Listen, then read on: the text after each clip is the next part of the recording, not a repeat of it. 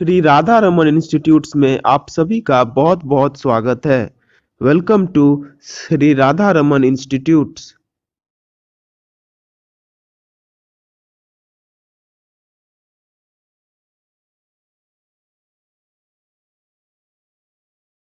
आज हम स्टार्ट करने वाले हैं ब्रांडिंग से और जानेंगे कि ब्रांडिंग क्या होता है। तो ब्रांडिंग का डेफिनेशन क्या कहता है कि branding is a process of assigning a distinctive brand name and logo to a product in order to separate it from its competitive product. It is a process of assigning a distinctive identity to a product. तो branding क्या होता है? Branding का मतलब होता है कि किसी भी प्रोडक्ट को उसका ब्रांड नेम एंड एक लोगो देना, मतलब किसी भी प्रोडक्ट को उसका पहचान देना जिससे कि वो अपने कम्पिटिटिव प्रोडक्ट से अलग हो सके, वही ब्रांडिंग कहलाता है।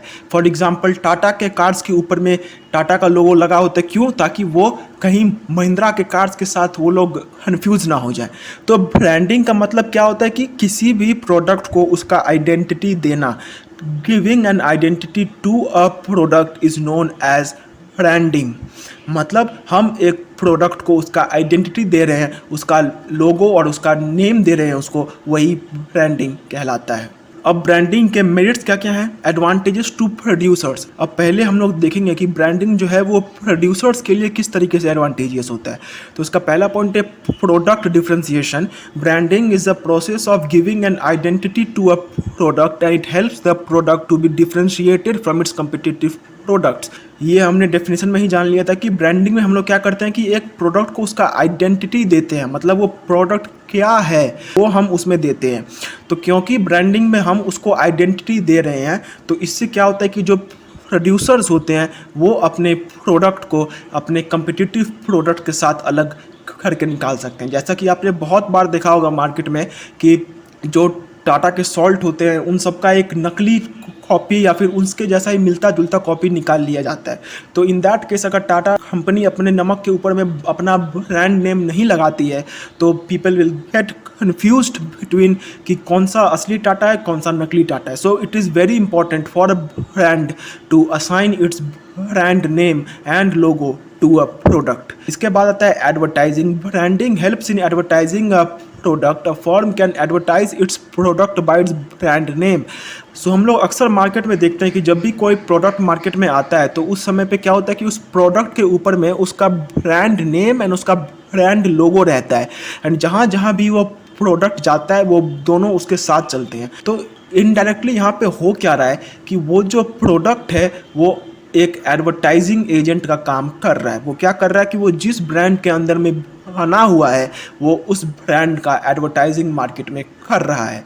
फॉर एग्जांपल टाटा सॉल्ट के ऊपर में टाटा लिखा होता है एंड टाटा का लोगो लिखा रहता है। सो जब भी वो टाटा का नमक कहीं भी मार्केट में घूमता है तो वो एक तरीके से एडवर्टाइजिंग कर रहा है अपने टाटा कंपनी का।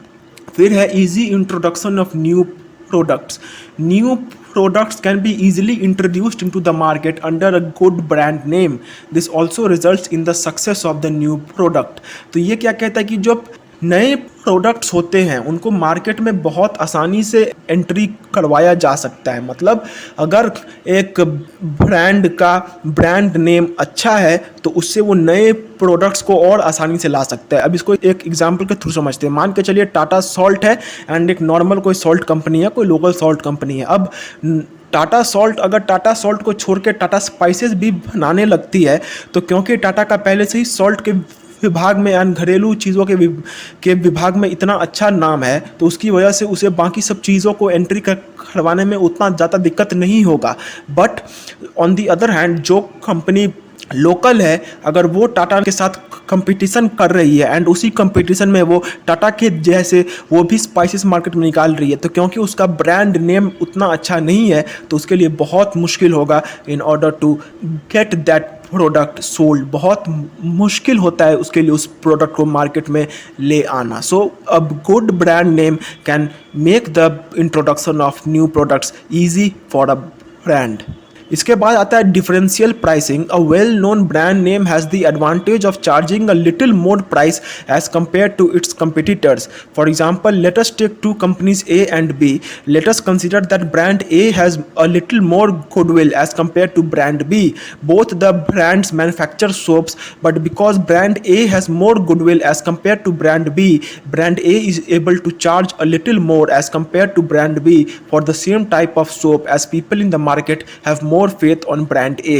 तो अब ये पॉइंट क्या कहता है? ये पॉइंट ये कहता है कि एक गुड ब्रांड नेम होने की वजह से एक ब्रांड को एक एडवांटेज मिलता है, एंड वो एडवांटेज क्या कि वो अपने कंपिटिटर्स के हिसाब से थोड़ा ज़्यादा वो चार्ज कर सकता है। मतलब जब भी किसी ब्रांड का एक अच्छा नाम होता है मार्केट में, so in that case that brand is able to charge a little more as compare to its competitors. For example let us take, हम दो कंपनीज लेते हैं, brand A and brand B, दोनों ही साबुन बनाते हैं।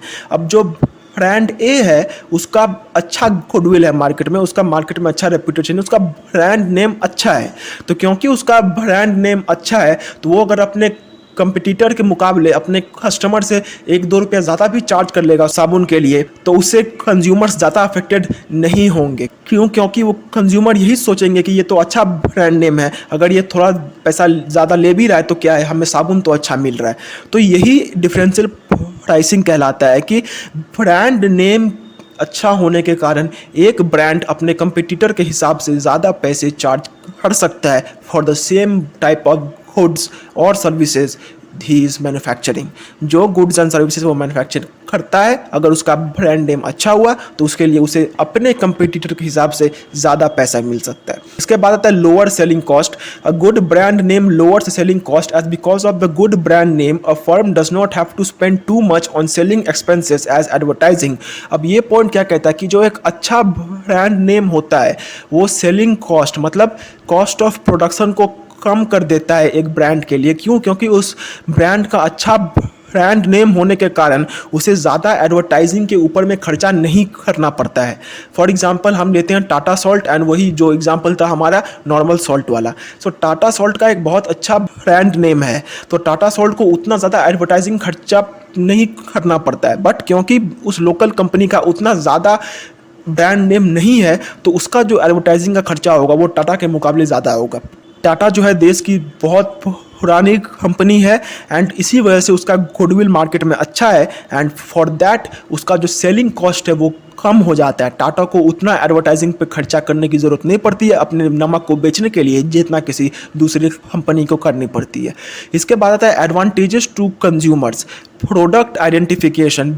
Branding helps the consumers to identify their products easily. A consumer who is interested in buying Dettol hand wash need not inspect the hand wash too much.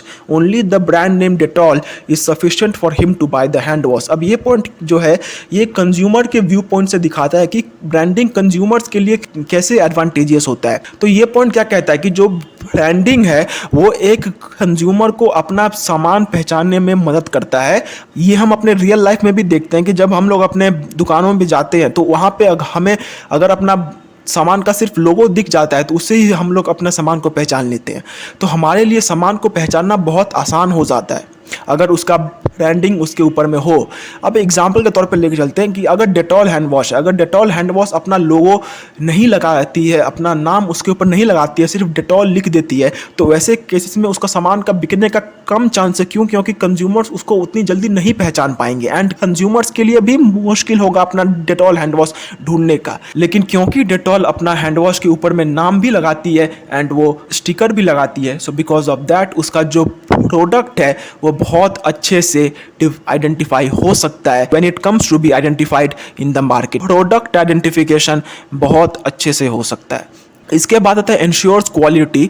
A good brand name ensures quality of the product. A person who desires to buy a good quality hand wash can easily buy a Dettol hand wash because of the good name of Dettol. तो ये क्या कहता है कि जो brand name होते हैं वो एक क्वालिटी का भी एश्योरेंस करते हैं। अब ये कैसे होते हैं इसको समझिए। फॉर एग्जाम्पल अगर हम टाटा सॉल्ट को ही ले लें एंड नॉर्मल सॉल्ट को ले लें तो सब कोई जानते हैं कि टाटा सॉल्ट है तो वो अच्छा क्वालिटी का होगा, लेकिन ये लोगों को कैसे मालूम चलता है? ये लोगों को टाटा के ब्रांड नेम से ही मालूम चलता है कि टाटा सॉल्ट है तो इसका अच्छा क्वालिटी होगा। अब वो अच्छा क्वालिटी हो या ना हो वो बात का बात है, बट लोगों को सिर्फ लोगो एंड उसका ब्रांड नेम देख के ही मालूम चल जाता है कि हाँ ये अच्छा क्वालिटी का होगा। तो ये जो ब्रांड नेम है ये बहुत इंपॉर्टेंट होता है लोगों के अंदर में एक क्वालिटी का ये रखने के लिए कि मेरा सामान अच्छा क्वालिटी का है, ये ब्रांड नेम के ऊपर बहुत ज़्यादा डिपेंड करता है। इसके बाद आता है status symbol. A good brand name serves as a status symbol for its consumers. The people who use a product of a brand whose products are considered a quality symbol also feel a sense of pride because of possessing that particular product. अब इसको हम एक दूसरे example के साथ समझते हैं। For example जो मर्सिडीज की कार होती हैं या फिर जो ऑडी की कार होती है, ये सब क्या है, ये सब लग्जरी कार के अंदर में आते हैं। तो इन सब के जो ओनर्स होते हैं वो भी मर्सिडीज एंड ऑडी ओन करने की वजह से एक तरीके का प्राइड फील करते हैं मार्केट में। वो लोगों को अपने ऊपर एक तरीके का घमंड, या फिर घमंड बोलना सही नहीं होगा, वो उन लोगों को अपने ऊपर एक तरीके का रौब लगता है कि मार्केट में हमारे ऊपर में है। तो ये कैसे होता है, ये उस ब्रांड नेम की वजह से ही होता है। तो अगर एक ब्रांड का नाम बहुत अच्छा है एंड उसका जो सामान है वो एक क्वालिटी सिंबल है, मतलब वो हाई क्वालिटी का सामान है एंड वो बहुत ज़्यादा दामों पे बिकता है, तो उसकी वजह से एक कंज्यूमर को एक शो ऑफ करने का भी मौका मिलता है। एंड जो कि हम खुद देखते हैं कि जो ज़्यादा दाम वाले वॉचेस हो गए या फिर जो ज़्यादा दाम वाले गाड़ियाँ हो गई, ये सब क्या होती है, ये सब एक स्टेटस सिंबल की तरह सर्व करती है। इसके बाद आता है protection. The prices of branded goods are fixed by the manufacturing company and printed on the product. The consumers become well known of the prices and thus no seller can exploit them by overcharging. तो हम लोग जब branding करते हैं, मतलब हम लोग branding में क्या करते हैं कि हम अपने ब्रांड के ऊपर में उसका ब्रांड नेम एंड लोगो लगाते हैं, लेकिन उसके साथ साथ हम लोग उसका दाम भी उसके ऊपर में लिख देते हैं। तो इसकी वजह से क्या होता है कि जब भी वो ब्रांड का प्रोडक्ट किसी भी कंज्यूमर के पास जाता है तो उसको कंज्यूमर को मालूम रहता है कि इस चीज़ का दाम इतना है, क्योंकि वो उसके ऊपर में लिखा हुआ होता है। सो बिकॉज ऑफ दैट उस कंज्यूमर को कोई भी ठग नहीं सकता है। क्यों? क्योंकि उसके ऊपर में लिखा हुआ है कि इसका MRP इतना है, 5 रुपये, 10 रुपये या फिर जो भी हो, बट उससे ज़्यादा कोई भी रिटेलर उससे चार्ज नहीं कर सकता है। इसके बाद आता है लेबलिंग। अब लेबलिंग क्या होता है? Labelling is a process of attaching a label और identification mark to a product. A label contains relevant information such as manufacturing date, expiry date, MRP and batch number. It also contains the logo and brand name of the product which helps in advertising the product. तो labelling जो है वो थोड़ा बहुत branding से ही मिलता जुलता है। ब्रांडिंग का मतलब होता है कि अपने एक प्रोडक्ट के लिए एक आइडेंटिटी बनाना, एंड लेबलिंग का मतलब होता है कि उस आइडेंटिटी को एक पेपर में या फिर किसी भी स्लिप में उतार कर उसके साथ फिजिकली लगाना। मतलब जब हम ये सोच रहे हैं कि हमारा सॉल्ट का दाम XYZ सॉल्ट होगा, तो वो हम लोग तब जाके ब्रांडिंग कर रहे हैं। लेकिन जब हम XYZ को एक कागज़ में छपवा के या फिर एक प्लास्टिक में छपवा के उस सॉल्ट के ऊपर में लगा देते हैं तो उसको लेबलिंग बोला जाता है। मतलब अटैच करना एक लेबल को to a product is known as labeling. So attaching a label or identification mark to a product is known as labeling. अब जो लेबल होता है उसके ऊपर में कुछ इन्फॉर्मेशन होती है जो कि है मैन्युफैक्चरिंग डेट होता है, expiry date, MRP and batch number, ये सब उसके ऊपर में दिया हुआ रहता है। It also contains the logo and brand name of the product which helps in advertising the product. And जो कि हम देखते हैं कि जो भी प्रोडक्ट होता है उसके ऊपर में एक ब्रांड नेम एंड लोगो दिया हुआ रहता है जो कि उसका एडवर्टाइजिंग में भी हेल्प करता है। So what is labelling? Labelling is basically attaching a label to a product. इसके बाद आता है एडवांटेजेस ऑफ लेबलिंग। तो लेबलिंग का पहला एडवांटेज क्या है कि labelling gives necessary information to the consumer regarding the product as it contains all information such as ingredients, manufacturing date, MRP, expiry date etcetera. अब ये एक रूल है कि जब भी आप कोई अपना सामान बेच रहे हैं तो आपको उस सामान का हर एक इंफॉर्मेशन अपने कंज्यूमर को बताना होता है। ये कंज्यूमर का एक राइट भी है कि उस कंज्यूमर को हर एक इन्फॉर्मेशन मालूम होना चाहिए उस प्रोडक्ट के बारे में। तो लेबलिंग जो है वो कंज्यूमर को हर एक इन्फॉर्मेशन देता है, क्योंकि एक लेबल के ऊपर में सारे इन्फॉर्मेशन जो कि चाहिए एक कंज्यूमर को वो लिखा हुआ होता है। So because of this labelling gives necessary information to the consumer regarding the product as it contains all information such as ingredients, manufacturing date, MRP, expiry date etcetera. मतलब कंज्यूमर को जो भी इन्फॉर्मेशन चाहिए वो उसे लेबलिंग से मिल जाता है। फिर है labelling serves as a medium of advertising as it contains the brand name and logo of the firm. ये हमने थोड़ी देर पहले जाना हुआ था कि लेबलिंग जो होता है वो एक एडवर्टाइजिंग का मीडियम की तरह सर्व करता है। मतलब जब हम लोग एडवर्टाइजिंग करते हैं तो उसमें लेबलिंग हमारा काम आता है। अभी कैसे काम आता है ये भी हम जानते हैं कि एक लेबल के ऊपर में जो ब्रांड का नाम होता है एंड जो लोगो होता है वो दिया हुआ होता है। सो बिकॉज ऑफ दिस वो जो है एडवर्टाइजिंग की तरह काम करता है। वो प्रोडक्ट जहाँ कहीं भी जाता है वो उसका ब्रांड नेम एंड लोगों को अपने साथ लेके चलता है, तो इसकी वजह से वो जो ब्रांड है उसका एडवर्टाइजिंग होता है। फिर उसके बाद आता है labelling serves as a link between the producers and consumers as it also contains the information through which consumers can contact the producers. अब जो लेबल होता है उसके ऊपर आपने देखा होगा कि उसके ऊपर में जो है मैन्युफैक्चरिंग डेट लिखा होता है एंड उस कंपनी का एड्रेस एंड जो भी कॉन्टैक्ट नंबर्स होते हैं वो भी उसके ऊपर दिया रहता है। बिसाइड्स उसके साथ साथ कभी कभार ईमेल आईडी भी अपनी कंपनी उसके ऊपर में देती है। तो इसकी वजह से क्या होता है कि जो कंज्यूमर है वो अपने प्रोड्यूसर को कांटेक्ट कर पाता है। The consumer is able to contact the producer through the label. Label के ऊपर में वो सारे इंफॉर्मेशन है जिसके थ्रू वो कांटेक्ट कर सकता है। So this serves as a contact link between the producer and the consumer. फिर है label contains the MRP of the product and no seller can charge more than the MRP. This saves the consumers from exploitation by the seller. अब हम लोग जानते हैं कि label के ऊपर में एमआरपी होता है एंड ये एमआरपी की वजह से क्या होता है कि वो जो कंज्यूमर होता है वो जब भी कोई सामान खरीदता है तो उसको एमआरपी पे दाम देख के मालूम चल जाता है कि इस चीज़ का इतना दाम मार्केट में है, तो उसकी वजह से उसे कोई भी सेलर एक्सप्लॉइट नहीं कर सकता है, उससे ज़्यादा चार्ज नहीं कर सकता है। फिर उसके बाद आता है label also acts as an identity card of the product in the market through which it is separated from its competitive products.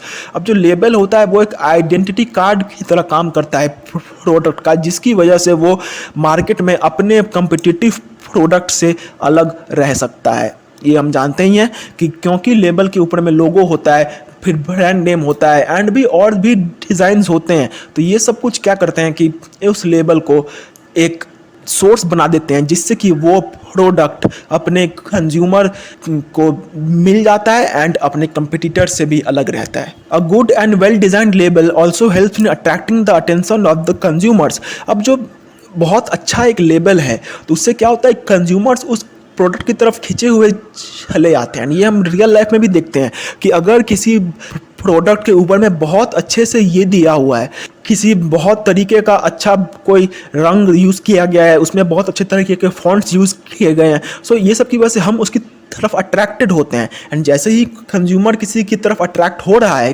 Consumer is getting attracted towards the product, इसका मतलब है कि कंज्यूमर्स के ज़्यादा चांसेस बन जाते हैं उसको खरीदने की। So this boosts the sales of the producers. इसके बाद आता है packaging. Packaging refers to wrapping, creating, covering or simply containing goods in containers designed for them to protect them from breakage, spoilage, leakage, etc. Packaging also helps in proper handling of goods.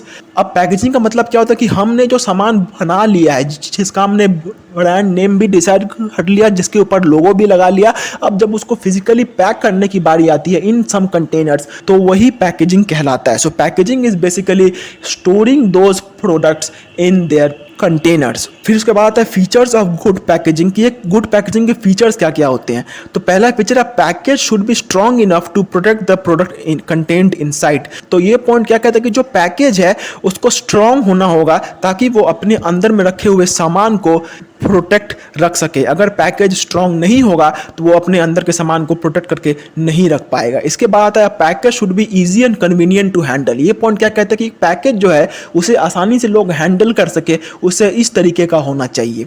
फिर है package must be such as to attract customers. एक package इस type का होना चाहिए कि उससे customers attract हों, क्योंकि कस्टमर जब अट्रैक्ट होगा तो ही एक प्रोड्यूसर का सेल में बूस्ट होगा। So that is the reason package must be attracting. Next point है package must be economical, it must be cheap. If the package is expensive it will increase the price of the product and the selling would become difficult.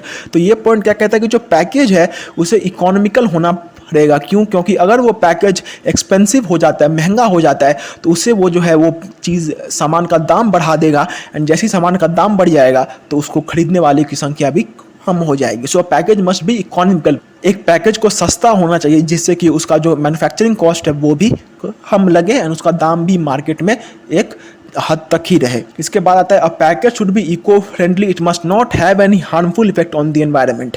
अब ये point क्या कहते हैं कि एक package को eco friendly होना पड़ेगा, उसका कोई भी हार्मफुल इफेक्ट नहीं होना चाहिए एनवायरनमेंट के ऊपर में। क्यों? क्योंकि अभी एनवायरनमेंट को सेव करने के ऊपर में बहुत ध्यान दिया जा रहा है। So because of that a package has to be eco friendly ताकि उसके कुछ भी दुष्परिणाम ना हो एनवायरनमेंट के ऊपर में। सो गाइज हमारी ये आज की वीडियो यहीं पे ख़त्म होती है एंड इस वीडियो को ख़त्म करने के साथ साथ मैं आपको बस एक ही एडवाइस देना चाहता हूँ कि आप प्लीज़ इस वीडियो पे पूरे डिपेंडेंट ना हो जाएं।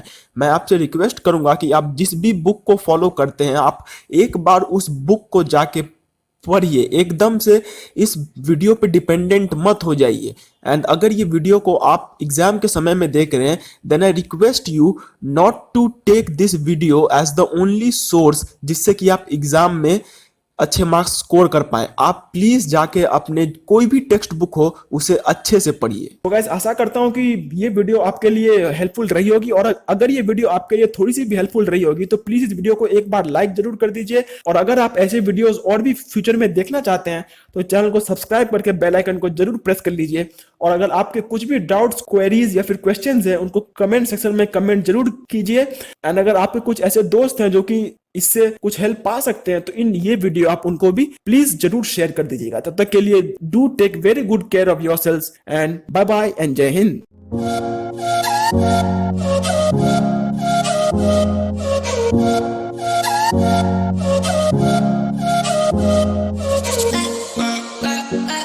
Bye.